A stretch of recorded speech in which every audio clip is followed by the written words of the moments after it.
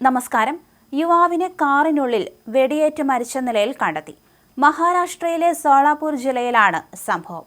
വ്യവസായിയായ ഗോവിന്ദാണ് മരിച്ചത്. മരണത്തിൽ സംശയമുയർന്നതിനെ തുടർന്ന് പോലീസ് അന്വേഷണം നടത്തുകയും ഗോവിന്ദിന്റെ കാമുകി പൂജയെ അറസ്റ്റ് ചെയ്യുകയും ചെയ്തു. ആത്മഹത്യാ പ്രേരണ കുറ്റം ചുമത്തിയാണ് അറസ്റ്റ്. ഗോവിന്ദ് വിവാഹിതനും 2 കുട്ടികളുടെ പിതാവുമാണ്. പർഗാവ് കലാകേന്ദ്രവുമായി ബന്ധപ്പെട്ട നർത്തകിയായ പൂജയുമായി ഗോവിന്ദിന് ബന്ധമുണ്ടായിരുന്നു. പൂജയ്ക്ക് സ്വർണ്ണാഭരണങ്ങളും ഏകദേശം 2.5 ലക്ഷം രൂപ വില മതിക്കുന്ന മൊബൈൽ ഫോണും ഗോവിന്ദ് നൽകിയിരുന്നു. മരണത്തിന് തൊട്ടു മുൻപുള്ള ദിവസങ്ങളിൽ ഇരുവരും തമ്മിൽ പതിവായി വഴക്കിട്ടിരുന്നു.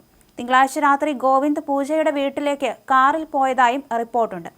പൂജയുടെ തുടർച്ചയായ പീഡനങ്ങൾ കാരണം ഗോവിന്ദ് അസ്വസ്ഥനായിരുന്നുവെന്ന് പരാതിയുണ്ട്. ഈ പരാതിയുടെ അടിസ്ഥാനത്തിലാണ് ആത്മഹത്യാ പ്രേരണ കുറ്റം ചുമത്തി പൂജയെ പോലീസ് അറസ്റ്റ് ചെയ്തത്.